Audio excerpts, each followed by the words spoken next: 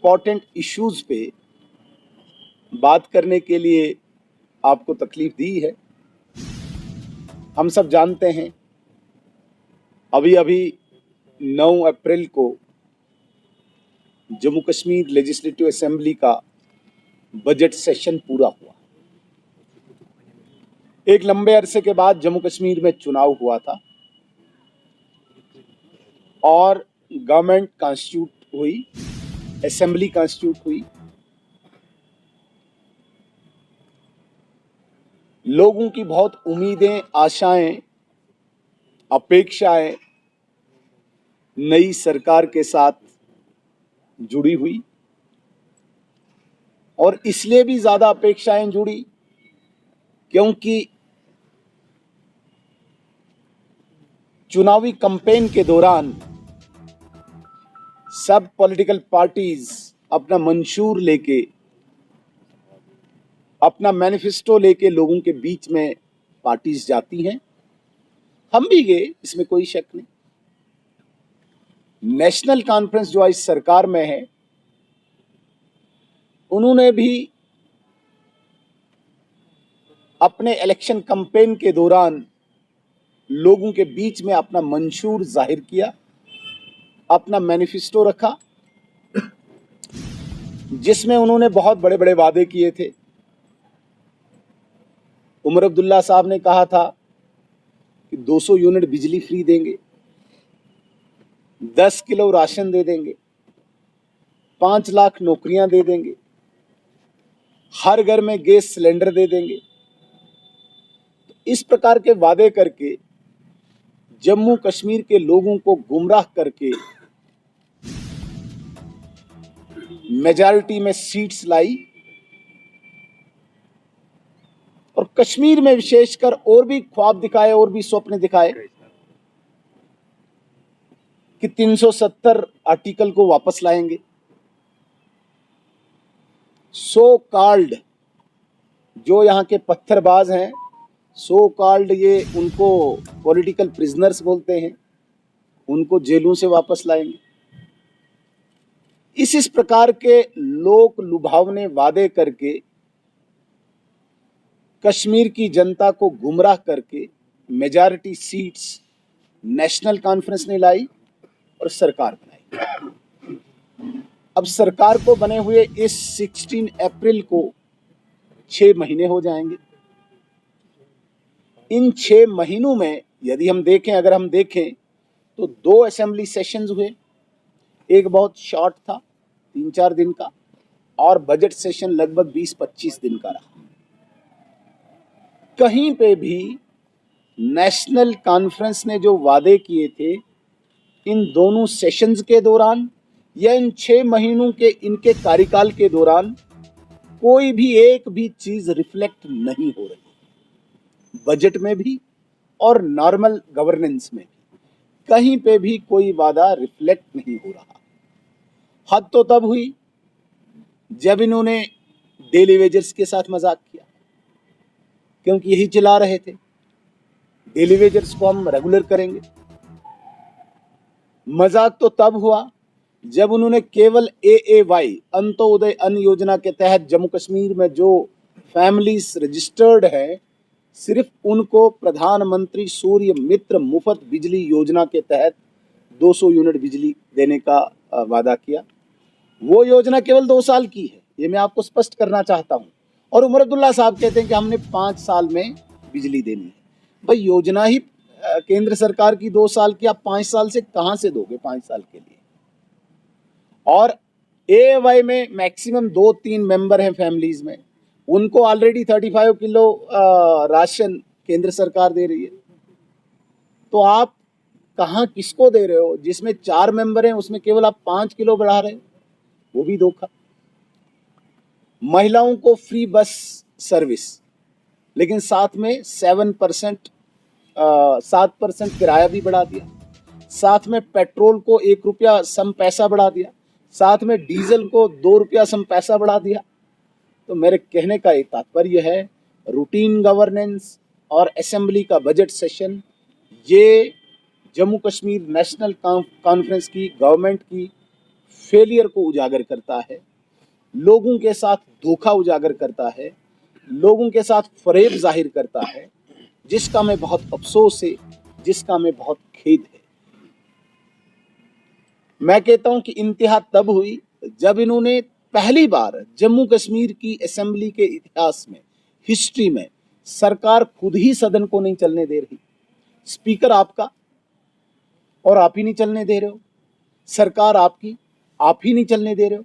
तो पहली बार एक ड्रामा, वक्फ अमेंडमेंट बिल के विरोध में 3 दिन इन्होंने सदन न चलने दिया। क्यों?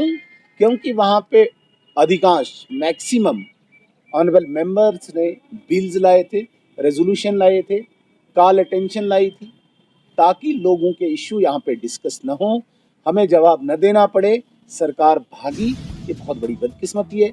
एक बात मैं आपके सब जितने भी यहाँ पे रिस्पेक्टेड जर्नलिस्ट हैं, आपके चैनल्स के माध्यम से मैं कश्मीर की जनता को स्पष्ट करना चाहता हूँ, भारत सरकार की जितनी भी योजनाएं हैं, जितनी भी इसमें इस वक्त लाभार्थियों की योजनाएं, स्कीम्स कहते हैं हम, वो बिल्कुल भी इफेक्ट नहीं होंगी, प्रभावित नहीं होंगी, चाहे सरकार किसी की भी हो।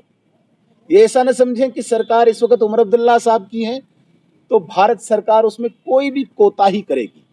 जितने भी डेवलपमेंटल प्रोजेक्ट्स जम्मू कश्मीर में चल रहे हैं वो उसी गति से चलेंगे, उसी स्पीड से चलेंगे, उसी फंडिंग से चलेंगे। और इसके अतिरिक्त जितनी भी स्कीम्स, आप प्रधानमंत्री आवास योजना की बात कीजिए, किसी भी चीज़ की आप बात कीजिए, आप आयुष्मान भारत की बात कीजिए, किसी भी स्कीम में कोई भी प्रभाव नहीं पड़ेगा, irrespective of any government in J&K। इसलिए जो जम्मू कश्मीर की सरकार लोगों को दोबारा से गुमराह करने की कोशिश करती है, मैं आपके चैनल्स के माध्यम से स्पष्ट करना चाहता हूं, कोई इसमें कोताही नहीं होगी। लेकिन एक चीज़ में कोई कंप्रोमाइज़ नहीं होगा। हमने कहा है इस आतंकवाद को, अलगाववाद को, पत्थरबाजी को जब तक ना हम वाइप्ड आउट करेंगे तब तक हम भी सांस नहीं लेंगे।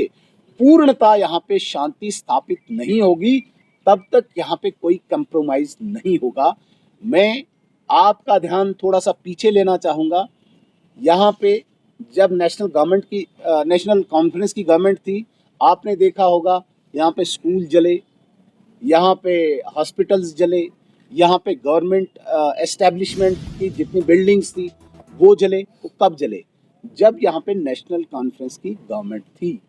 नेशनल कॉन्फ्रेंस एक बहुत बड़ी बात असेंबली में भी कहती है और बाहर भी कहती है कि उनके 10,000 वर्कर्स मारे गए, बोलते हैं ना। तो कब मारे गए नेशनल कॉन्फ्रेंस के वर्कर्स? तब मारे गए जब फारूक अब्दुल्ला साहब और उमर अब्दुल्ला साहब के पास होम डिपार्टमेंट था। जब से भारत सरकार ने यहाँ की कानून व्यवस्था अपने हाथ में ली, एक भी नेशनल कॉन्फ्रेंस का वर्कर यहाँ मारा नहीं गया। तो ये क्या जाहिर करता है? तब क्यों मारे जाते थे? क्या आपकी कोताही थी या आपकी कोई मिली भगत थी उन मारने वालों के साथ? क्यों मारे जाते थे आपके वर्कर? क्यों मारे जाते थे? या तो आप खुली छूट देते थे, मिली भगत थी। आज क्यों नहीं? आज आपके वर्कर सुरक्षित क्यों हैं? क्यों? क्योंकि अमित शाह जी के हाथ में आपके वर्कर की सुरक्षा का जिम्मा है।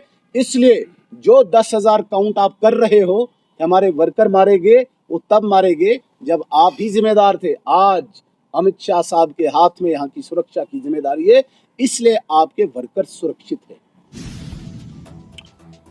एक बात और मैं स्पष्ट करना चाहता हूं, बड़ी बदकिस्मती है, नेशनल कॉन्फ्रेंस स्टेटहुड की बात करती।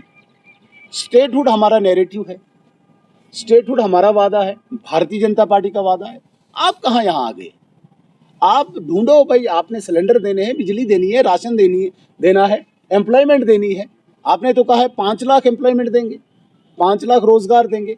5 लाख रोजगार का मतलब है 1 साल में 1 लाख। 5 साल है ना आपके पास? 1 साल में 1 लाख का मतलब है 6 महीने में 50,000 सरकारी नौकरियां। मुझे बताइए 6 महीने हो गए, 50,000 कहाँ है नौकरियां? एक नौकरी जो नेशनल कॉन्फ्रेंस के बहुत बड़े लीडर के भतीजे को आपने लगाया बैकडोर करके, उस नौकरी के अलावा आम गरीब के बच्चे के लिए कहाँ है? बताइए मुझे। तो मेरे कहने का मतलब है इस हालात के जिम्मेदार नेशनल कॉन्फ्रेंस है। और आज जो हालात सुधरे हैं, आज यहाँ पे कोई हड़ताल नहीं है, आज यहाँ पे कोई कैलेंडर नहीं है, आज यहाँ पे कोई पत्थरबाजी नहीं है, आज यहाँ पे गरीब पेरेंट्स खुशी से अपने बच्चे को स्कूल भेजता है।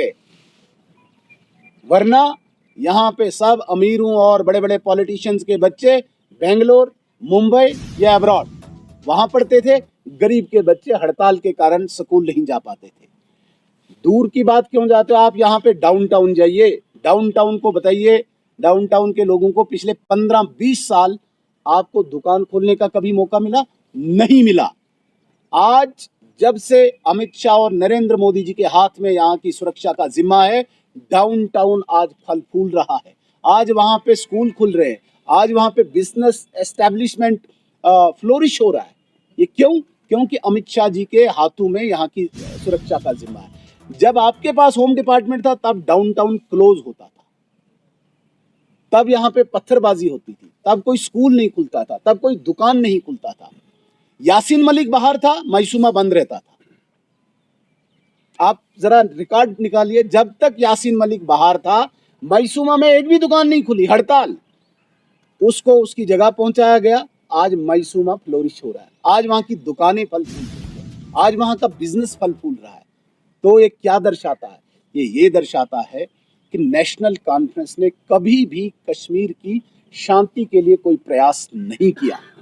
और आज भी हम स्पष्ट करना चाहते हैं, बड़ी बदकिस्मती की बात है कि जिन एमएलएज को बिजली, पानी, सड़क, स्कूल, अस्पताल के लिए आपने यहाँ से असेंबली में भेजा, वहाँ पे वो नेशनल कॉन्फ्रेंस के एमएलए नारे तकबीर अल्लाहू अकबर का नारा देते। इसलिए भेजा था तुमको? ये जामिया मस्जिद है कोई असेंबली? वहाँ पे नारे देने के लिए क्या करना चाहते हो? प्रवोक करना चाहते हो? गुमराह करना चाहते हो? ये भारतीय जनता पार्टी के विधायक हैं जो अनुशासित हैं, जो संयमित हैं। वरना ऐसी चीजों से तो कभी भी रिलीजियस एक डिवीजन पैदा हो सकता है कहीं पे भी। ये पहली बार जम्मू कश्मीर के असेंबली के इतिहास में पहली बार हुआ जब नेशनल कॉन्फ्रेंस जो नारे जामा मस्जिद में लगने चाहिए वो नारे असेंबली में दे रहे हैं। वो कॉन्स्टिट्यूशन का मंदिर है, वो कोई रिलीजियस बुक वहाँ नहीं चलानी है, वहाँ पे संविधान चलेगा। नारे तकबीर अल्लाहू अकबर वहाँ नारे देने की जगह नहीं है। जब हमारी गवर्नमेंट पीडीपी के साथ थी, मुफ्ती साहब चीफ मिनिस्टर बने थे, उस वक्त भी मुफ्ती साहब ने पहला काम किया था, मसरत आलम जो एक सेपरेटिस्ट लीडर था उस वक्त का, उसको रिहा करने की एक पहल की थी। हमने विरोध किया था कि ऐसे व्यक्ति को बिल्कुल रिहा नहीं करना। आपने देखा होगा, उस वक्त के वीडियोस भी लाएंगे। यूं ही मसरत आलम बाहर आया तो यही नेशनल कॉन्फ्रेंस के वर्कर स्ट्रीट्स में, गलियों में नारे तकबीर अल्लाहू अकबर के नारे लगाने लगे। 1989 में जब कश्मीर में एक्सोडस हुआ कश्मीरी पंडित्स का, यहाँ से भगाए गए, तब इन्हीं के वर्कर गलियों में, चौक चौराहों पे नारे तकबीर अल्लाहू अकबर के नारे देते थे। तो ये क्या दर्शाना चाहते हैं? क्या ये लेजिस्लेटिव असेंबली को जहाद का अखाड़ा बनाना चाहते हैं?